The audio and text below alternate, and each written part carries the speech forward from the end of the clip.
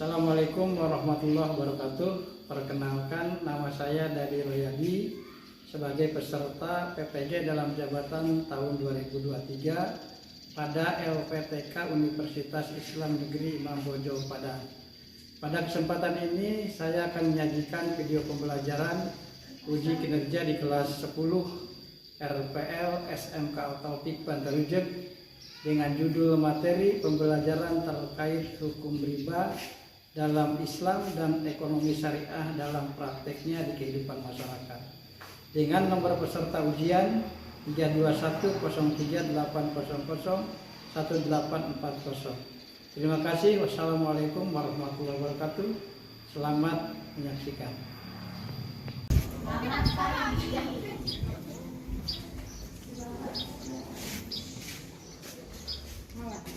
Assalamualaikum. Waalaikumsalam warahmatullahi wabarakatuh. Selamat pagi. Selamat pagi.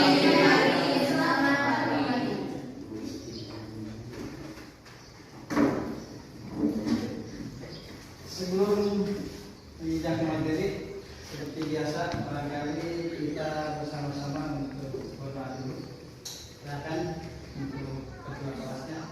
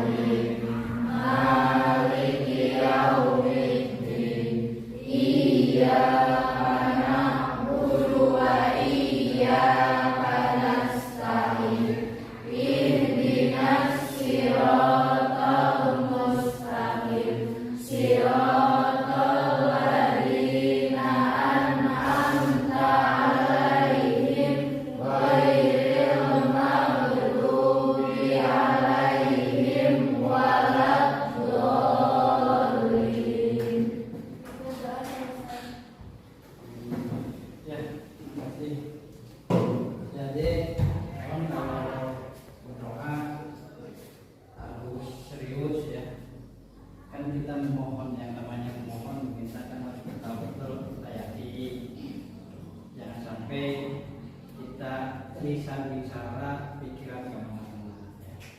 Jadi doa itu harus serius, kan ada banyak ada etikanya dalam berdoa. Kita harus ikuti biar permintaan kita itu dikabulkan. Oke, ya, seperti itu. Ini semuanya hadir? Tidak. Siapa yang tidak hadir? Febri. Mana? Sakit. Ada saudaranya? Tidak ada. Tahu sakit dari mana? WA. Oh. Kalau nanti kalau sudah sakit, kira-kira 1 hari 2 hari tidak ada kabar lagi, teman-teman bisa mengikutnya ya ke sana, biar kita memberikan kepada teman-teman yang lagi sakit. Mudah-mudahan nanti kalau ditengok bisa cepat sembuh ya, karena nanti ditengok karena kita akan mendoakan. Oke ya, kembali lagi kita ke materi yang dulu, pertemuan yang pertama pada waktu dulu kita ini di sini dalam mencapai pembelajaran di sini. Ini diantaranya ada tujuan pembelajarannya. Tujuan pembelajaran yaitu peserta didik dapat menganalisis ataupun mengimplementasikan fikih muamalah. Muamalah ini adalah kegiatan Nanas berhubungan dengan manusia. Yang kedua, peserta didik dapat menyajikan paparan tentang fikih muamalah ataupun dengan bank syariah. Bank berkonsep dan aturan syariah itu kan hukum dan aturan syariah, hukum syariah ataupun Islam. Terus yang ketiga, peserta didik dapat menunjukkan praktek menghindari perilaku riba dalam kegiatan perekonomian. Karena di kita mayoritas hampir 80% Islam, tapi tentang konsep ekonominya masih ekonomi riba ataupun masih menggunakan tentang konsep riba. Itu diantaranya. Pada kesempatan ini kita kembali membahas tentang muamalah. Tapi sebelum materi ini Barangkali kalau ingin tahu dulu, adik-adik barangkali sudah ada yang mengenal apa yang dimaksud dengan perbankan? Coba silakan agak.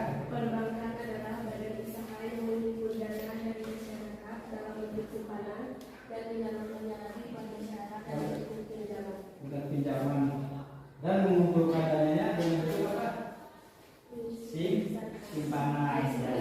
Karena kan bank itu mengordinir uang, menyimpan dan menyalurkan dengan proses pinjaman ke bank. Bank di sini kan ada dua kategori, yaitu ada bank bank umum dan bank syariah. Bank umum itu ada yang konsepnya istilahnya konvensional, dan ada juga yang syariah. Itu diantaranya mengenai masalah perbankan syariah. Terus barangkali di sini kan ada perbankan konvensional dan perbankan syariah. Syariah itu barangkali untuk menghindari tentang riba. Apa yang dimaksud dengan riba? Riba. Barangkali riba bertambahnya dari pinjaman nominal. Contohnya kalau kita pinjam 1 juta, itu membalikan ada 1.200.000. Itu kan 200-nya itu riba. Apabila kita tidak ada akad yang jelas dengan sistem prosentase rek untuk tetap harus mengembalikan 1.200.000. Ya. Tapi dalam konsep syariah itu ada, tapi itu bukan dari bunga, tapi dari apa? Dari hasil keuntungan usaha. Nah, kita kembali ke materi berkaitan tentang muamalah.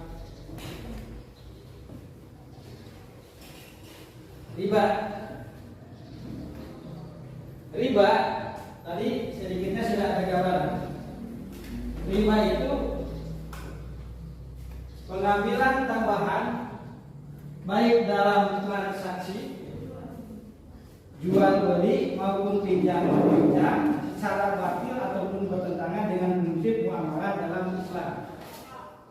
Hukum riba itu dari yang memiliki haram, baik dari dalilnya, hadisnya ataupun tentang ijma dan qiyas para kiai dan para ulama bahwa riba itu haram. Makanya di sini kita selaku umat muslimin muslimat mayoritas agama Islam, kita dalam transaksi ekonomi sebisa mungkin kita harus menghindari ataupun jauh daripada unsur riba.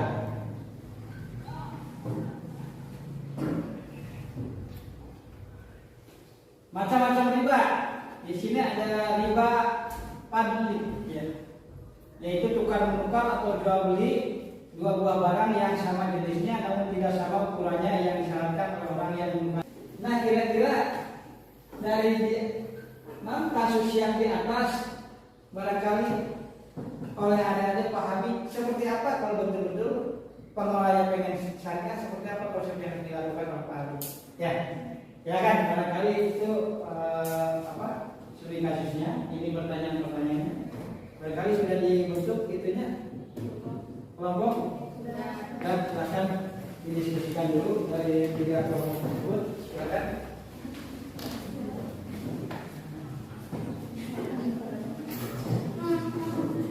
Mengapa dianggap diinginkan dalam beberapa keyakinan ya. Kenapa itu sistem keuangan riba itu khususnya oleh kita selaku umat muslimin atau orang Islam itu tidak diperbolehkan. Kenapa? Terus terang-terangnya berdasarkan studi kasus di atas tadi disampaikan bagaimana cara alim mengelola keuangan secara Islami untuk menghindari praktek riba. Dan tadi kan sudah digambarkan pinjaman PAL itu pinjaman dari konvensional, ya.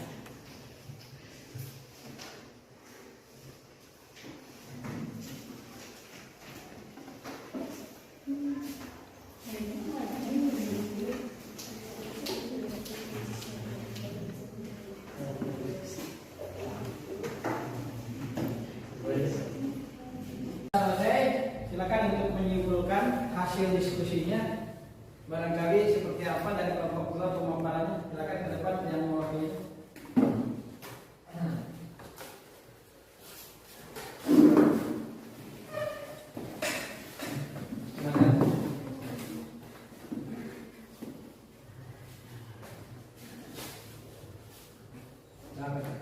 Assalamualaikum warahmatullahi wabarakatuh. Waalaikumsalam warahmatullahi wabarakatuh. Kami dari kelompok 2 akan memaparkan hasil diskusi kami terkait pertanyaan tersebut. Yang nomor 1, dalam konteks keuangan dan keyakinan agama tertentu, riba merujuk pada praktik pengambilan atau pembayaran bunga atau tambahan pada pinjaman uang. Dalam banyak agama, terutama dalam Islam, riba dianggap sebagai praktik yang tidak diinginkan dan dilarang. Ini juga dapat diinterpretasikan sebagai keuntungan tanpa risiko atau mendapatkan tambahan keuntungan tanpa adanya nilai tambah yang nyata. Dalam pandangan diri sendiri, seorang mungkin menganggap riba sebagai tidak diinginkan karena dapat menciptakan beban kurungan yang berlebihan atau merugikan individu atau masyarakat. Beberapa alasan utama mengapa riba dianggap tidak diinginkan dalam beberapa keyakinan atau sistem keuangan melibatkan pertimbangan etika, keadilan sosial, dan perhatian terhadap kesejahteraan bersama. Berikut adalah beberapa alasan umum. Yang nomor 1, keadilan sosial. Riba dianggap tidak adil karena menghasilkan keuntungan tanpa kontribusi nyata atau risiko ekonomi. Ini dapat menciptakan ketidaksetaraan ekonomi dan menyebabkan kesenjangan antara orang-orang yang mampu membayar bunga dan yang tidak mampu. Yang nomor 2, pencegahan eksploitasi. Dalam beberapa sistem keuangan, larangan riba dianggap sebagai langkah untuk mencegah eksploitasi ekonomi terhadap individu yang mungkin lemah atau rentan. Dan nomor 3, pertimbangan etika. Beberapa agama memiliki pandangan etika yang menentang riba karena dianggap tidak sejalan dengan nilai-nilai moral dan keadilan yang diinginkan oleh agama tersebut. Dan yang keempat, stabilitas ekonomi. Beberapa sistem keuangan melihat praktik riba sebagai faktor yang dapat menyebabkan ketidakstabilan ekonomi karena dapat mendorong spekulasi dan perilaku ekonomi yang tidak sehat. Dalam konteks Islam, riba dilarang oleh syariat karena dianggap merugikan masyarakat dan melanggar prinsip-prinsip keadilan dan kebersamaan. Sebagai alternatif, dalam keuangan Islam terdapat instrumen keuangan yang sesuai dengan prinsip syariat, seperti mudharabah atau bagi hasil, musyarakah atau bersama, dan murabahah atau jual beli dengan makruh, yang dirancang untuk mencapai tujuan ekonomi tanpa melibatkan riba. Untuk pertanyaan nomor 2, kisah Ali mencerminkan masalah umum yang dihadapi oleh banyak petani dan pelaku usaha kecil di berbagai belahan dunia, terutama di wilayah yang bergantung pada lembaga keuangan mikro dengan tingkat bunga tinggi.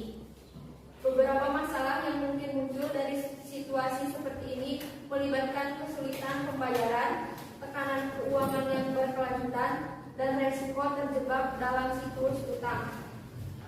Berikut beberapa dampak negatif praktik riba tinggi pada keberlanjutan ekonomi dan kesejahteraan masyarakat. Desa dapat mencakup 1. Kemiskinan yang diperpanjang. Tingkat bunga tinggi dapat menyebabkan beban keuangan yang berlebihan pada petani dan pelaku usaha kecil. Hal ini dapat memperpanjang siklus kemiskinan karena sulit untuk melunasi pinjaman dan mencapai kemandirian ekonomi. Nomor 2, ketergantungan pada utang. Tingkat bunga yang tinggi dapat menyebabkan ketergantungan yang lebih besar pada pinjaman. Alternatif yang lebih sesuai dengan prinsip-prinsip keadilan dan berkelanjutan juga bisa menjadi langkah penting untuk mendorong perkembangan ekonomi yang berkelanjutan di tingkat lokal. Ya, kali semuanya seperti itu. Assalamualaikum warahmatullahi wabarakatuh. Waalaikumsalam.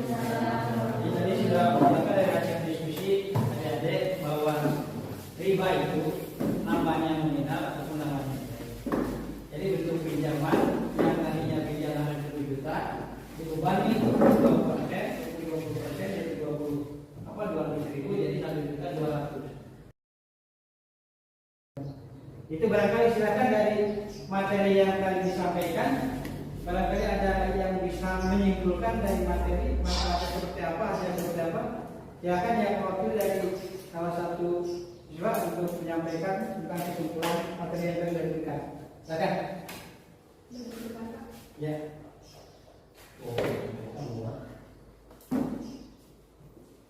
Silakan berdiri juga di sini kapal masyarakat. Sampaikan.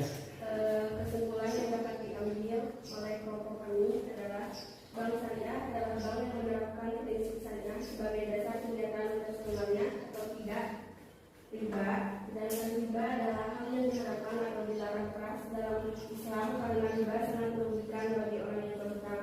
Selain itu, riba juga memberikan dampak negatif pada keberlanjutan ekonomi dan kesejahteraan masyarakat.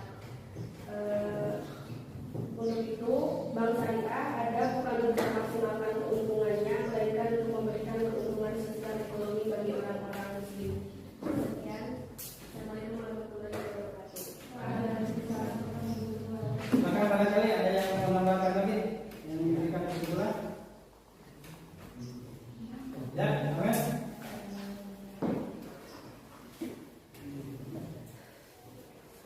Kesimpulan yang dapat disimpulkan oleh kelompok kami adalah mengenai perbankan yang hampir 80% Indonesia ini di populasinya Islam, akan tetapi mereka masih tetap mengikuti sistem riba yang pada dasarnya sistem riba tersebut ternyata didukung oleh pemerintah.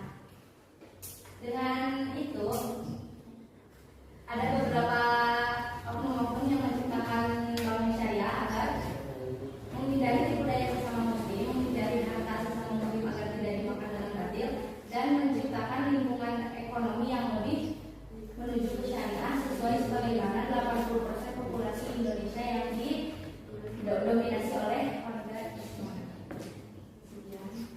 Ya. Terima kasih. Jadi secara kesimpulannya mengenai masalah propaganda keuangan syariah betul-betul sangat dinantikan karena ini salah satu alternatif untuk menjawab tentang orang-orang Islam yang tidak mau berkeliaran dengan riba dan dengan berdirinya bank syariah ataupun lembaga-lembaga keuangan syariah. Ini salah satu solusi untuk menghilangkan tentang riba supaya betul-betul yang jadi kepala keluarga memberikan nafkahnya itu betul-betul uangnya itu bisa dikatakan halal, karena riba itu betul-betul dosanya itu dosa besar. Malah Nabi mengatakan dosa yang paling kecil memakan riba itu sama seperti menikahi seorang ibu. Coba itu yang kecilnya, saya juga menikahi seorang ibu. Sedangkan dalam amalan kehidupan orang yang 24 jam ini itu kan kebanyakan hubungan haluminanas. Haluminaloma hanya berapa menit. Makanya kita harus betul-betul paham tentang konsep syariah supaya betul-betul harta yang dimakan oleh kita ini tidak berkaitan dengan riba. Ini barangkali pertemuan ini dan mudah-mudahan untuk kedepannya adik-adik bisa lebih menggali tentang lembaga keuangan syariah dan bisa memilah-milih kalau kita mau menabung, mau menyimpan, mau pinjam nanti dengan menggunakan tentang perbankan syariah. Itu aja barangkali yang bisa disampaikan pada saat ini materi ini, dan sebelum berakhir barangkali silakan ada berdoa tapi dibereskan dulu. Untuk mengakhiri pelajaran hari ini, silakan pada satu kelasnya untuk mengikuti kembali. Maaf.